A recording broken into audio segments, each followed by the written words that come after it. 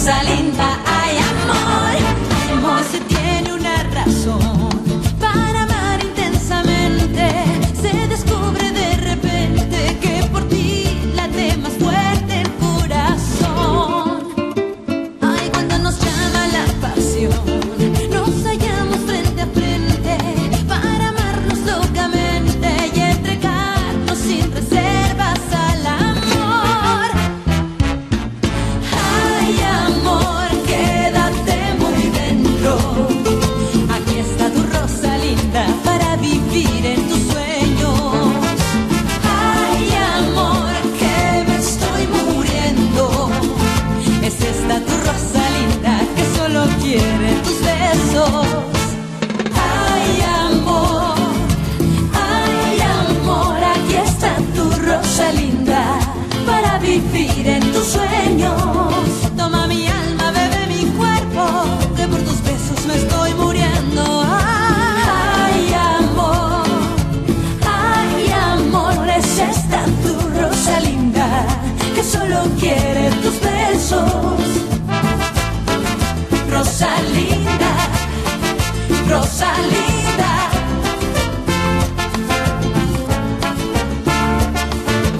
Rosalinda, ay amor. Sa wakas, malaya na ako!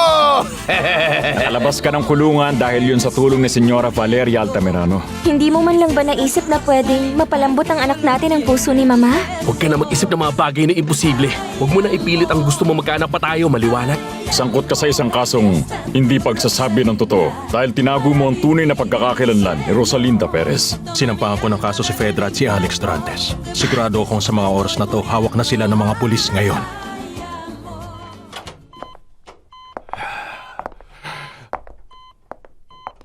Anak ko.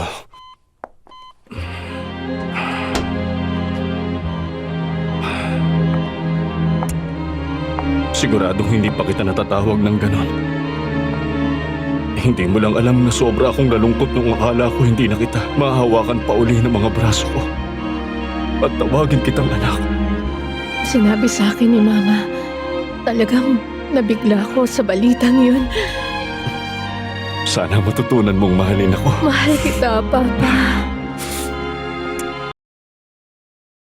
Can you please just hear me out? No, all work management platforms are the same. Hindi mo lang alam na sobra akong nalungkot nung akala ko hindi na kita mahahawakan pa uli ng mga braso ko. At tawagin kitang anak. Sinabi sa akin ni Mama, talagang nabigla ako sa balitang yun. Sana matutunan mong mahalin ako. Mahal kita, Papa. Gusto pa sana kitang samahan dito, anak. Pero gusto ko nilang makita eh. Babalik na lang ulit ako dito. Kasama si Sulitan. Kaya magpagaling ka pa. Papa.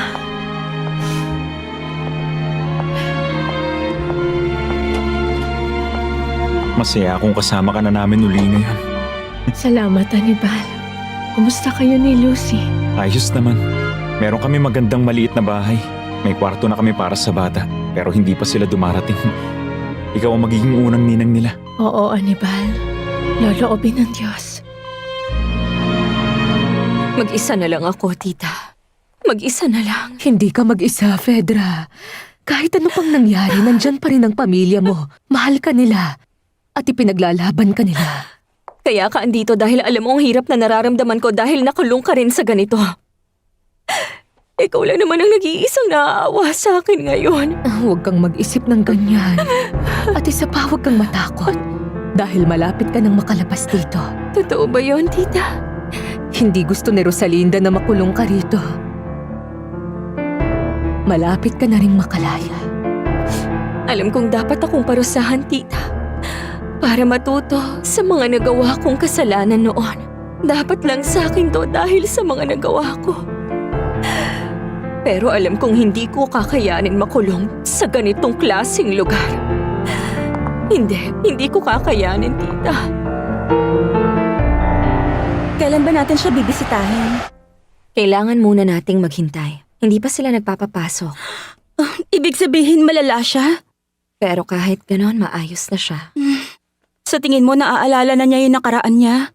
Oo, sa sinabi ng doktor niya kay Alex. Grabe naman. Sino na kaya tayo para sa kanya ngayon, Senyorita Natalia? Magiging kaibigan pa rin kaya niya tayo? O baka tuluyan na rin niya tayong makalimutan? Ay, Rosalinda! Rosalinda!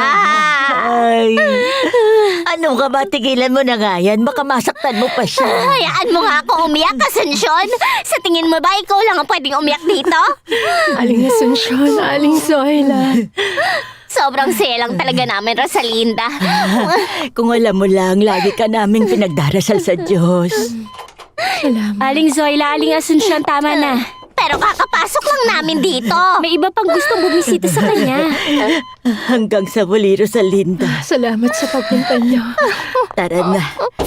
Hanggang sa muli. Ang daya Alis na naman. kami. Ang daya naman talaga. Halika na.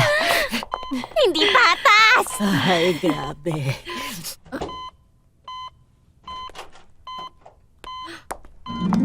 Rosalinda! Becky! Becky! Lolo Florentino. Dinalhan kita ng mga rosas, mahal ko. Isipin mo dati sa sementeryo ko lang dinadala ang mga to. Salamat, Lolo. Naku, Rosalinda. Namiss ka naming lahat. Umiyak kaming lahat para sa'yo. Hindi, Becky. Huwag ka nang umiyak. Ang dapat nating gawin, magsalo-salo tayo sa oras na gumaling ka na. Pangako, sobrang saya na magiging salo-salo natin, mahal ka. Rosalinda, hindi mo alam na... Huwag mo munang ikwento ngayon, Becky. May ibang oras para dyan. Oh, Lolo. O tara na, gusto na pumasok ni Javier. Mahal na mahal ka namin, Rosalinda. Paalam na, Paalam, mahal Rosalinda. ko. Paalam.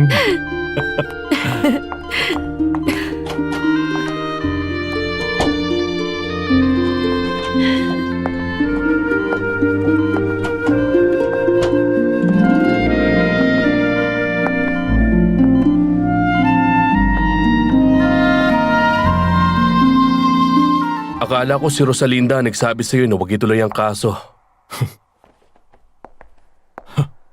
Huwag mong isipin na kahit papano interesado siya sa'yo, Dorantes. Sa totoo lang, sigurado akong gusto niyang marinig ang paliwanag mo. Hindi ako takot sabihin sa kanya. Mahal na mahal ko siya.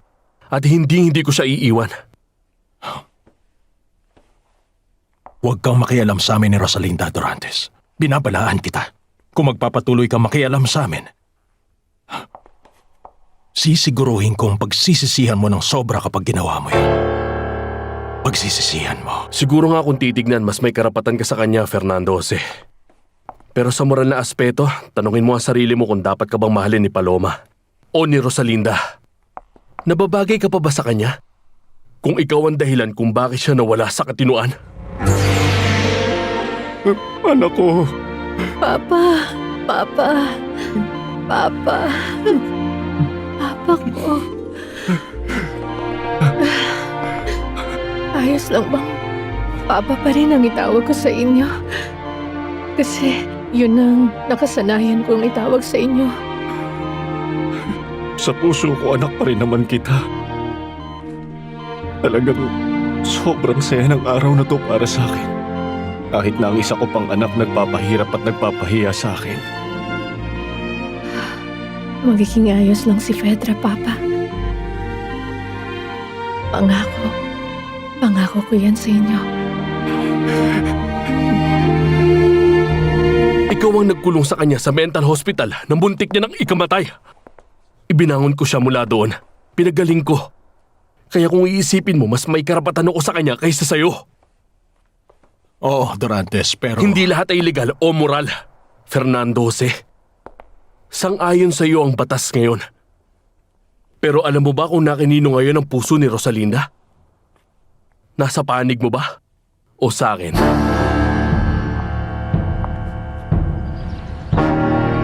Kung ganon, si Francisco Quiñones nakalaya na sa kulungan. Oo, Senyor Altamirano. At sinabi niya nagpapasalamat siya sa'yo. Isang manloloko ang taong yon. Sana lang talaga simula ngayon hindi na niya ako guluhin pa habang buhay. Etong dokumento na pinirmahan niya, Senyor Altamirano. Ang sarap sa pakiramdam, Florentino. Naiiyak pa rin ako pag naalala ko yung sandaling tumingin sa akin si Rosalinda kanina sa ospital. At tinawag niya akong Papa.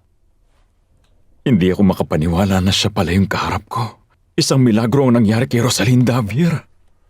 At sobrang saya ko na gumagaling na siya. 3 araw na ang lumipas mula nung mabangga siya. Ligtas na siya ngayon. Pero anong gagawin niya paglabas niya sa ospital? Dito ba siya titira? Pansamantala siguro, pero tingin ko lilipat din siya ng bahay. Pag naging maayos na ang relasyon niya sa anak niya at sa asawa niya. Naiintindihan ko na nang bumalik si Rosalinda. Kusang mawawala ng bisa ang kasal ni Fernando Jose sa iba. Pero ang lahat ng ginawa ni Fedra at ng manager ni Rosalinda, itinuturing na isang krimen. Itinigil na ni Fernando Jose ang kaso dahil kay Rosalinda na isa pa ring anghel. Kahit na nasa kulungan pa rin si Fedra ngayon. Dahil nga umamin siya, inamin na rin niyang may kasalanan siya. Medyo komplikado ang usapin tungkol doon. Pero sana lang maging maayos ang lahat. Nakakapagtaka lang kasi, hindi gusto makita ni Rosalinda si Fernando Jose. Bakit kaya, Javier? Masaya ako dahil hindi ka umalis. Gusto ko pa sana manatili dito sandali at dahil maayos ka na, pinayagan ako ng doktor na makapasok kahit sandali. Rosalinda, totoo ba talaga na ayaw mong makita si Fernando Jose? Totoo yan. Ayokong makita. Pero anong dahilan? Ano bang nagawa sa'yo ni Fernando Jose at bakit ayaw mo siya makita? Kung ganon, ligtas na siya ngayon, doktor. Oo, Julieta. Mabuti na lang at wala nang iba pang naging komplikasyon. Makakalabas na ba siya agad dito? Ayan ang hindi ko pa siguradong masasabi sa ngayon. Kailangan pa natin tanggalin ang benda sa ulo at mukha niya. Kailan niyo gagawin yan, doktor? Bukas na, Julieta. Bukas na. Maraming nangyari. Hindi na kami dapat pang magsamang dalawa. Tungkol ba yan sa papa ni Fernando Jose? Oo. Sinabi ni Valeria. Ang mama ko, na si Soledad Romero, pinatay ang ama ni Fernando Jose. Kaya niya ako tinanggihan dati at iniwan. Nung oras na malaman niyang ako ang anak ni Soledad. Kinalimutan ako ni Fernando Jose. Kinalimutan niya ang pagmamahala namin. Kaya ayoko siyang makita. Ayoko na siyang makita pa kahit kailan. Rosalinda,